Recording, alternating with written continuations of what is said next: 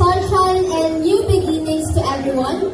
Our dear school president, Ma'am Presentacion Clarito, our incredible teachers and staff, our ever-supportive families, classmates, and friends. 2 years ago, I walked into PHLC as a transferee, unsure of what awaited me. But from the very start, I was welcomed into a community that never judged, never excluded, never made me feel like an outsider. PHLC was more than just a school, it was a family. High school was never just about grades or achievements, it was about the moments that defined us. The sleepless nights spent cramming, the whispered jokes during class, the adrenaline of performing on stage, and the bittersweet feeling of knowing that this chapter is ending. It was in the challenges we faced, the failures that humbled us, and the victories, big or small, that proved we were stronger than we thought. But none of this would have been possible without those who guided and supported us. To our school faculty and staff, Ma'am Presentacion Clarito, our school president, thank you for creating a school where we felt safe, valued, and at home. To Ma'am Jo Pavia, our school administrator, your dedication ensured that we had the best school experience possible. To Sir Renato Gordoy, our school vice president, Ma'am Goody, to Sir Joven, to Sir Lando, thank you for making sure we got to and from school safely, rain or shine. And to Kuya Daboy, thank you for always keeping watch and ensuring our safety. To our teachers, Sir Leo, our advisor, you somehow mastered the perfect balance between humor and discipline, always ready with a joke even when scolding us.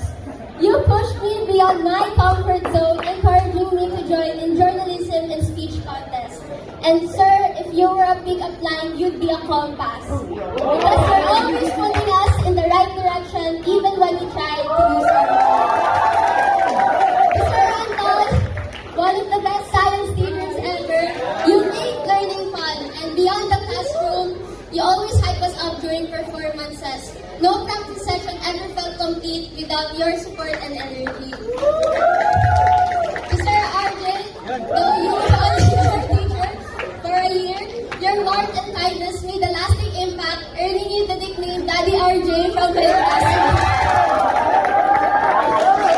To Sir Rito, though we had few classes with you, your life lesson will always stay with us forever. To Sir Loy,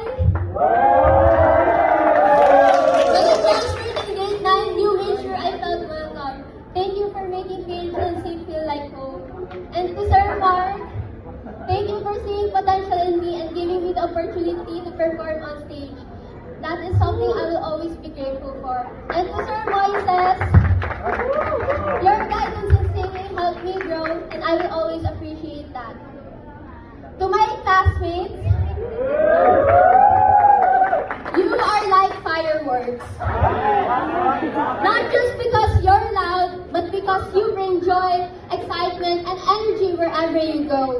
From day one, you welcomed me with open arms, and for 2 years, you became my second family. No matter where life takes us, I will always be grateful for this journey with you. To my family,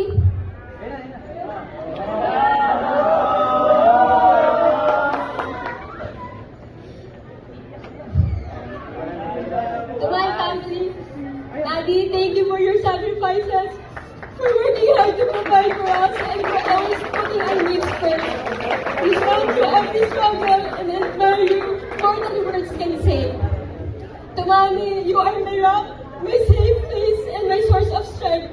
You sacrificed your career to shape us, to teach us everything we know, and to make sure we never lack love, guidance, and wisdom. I may be stubborn sometimes, but please know that I love you beyond words. To Josh, Lago, and Johan, my happy pills and support team, thank you for always making me laugh. And to Almighty God, thank you for your wisdom, guidance, and presence throughout this journey. Because of you, I was never alone. chapter of our lives, let's carry forward the lessons, friendships, and memories that shaped us. No matter where life takes us, PHLC will always be in my heart. Congratulations, class of 2024 to 2025. We made it!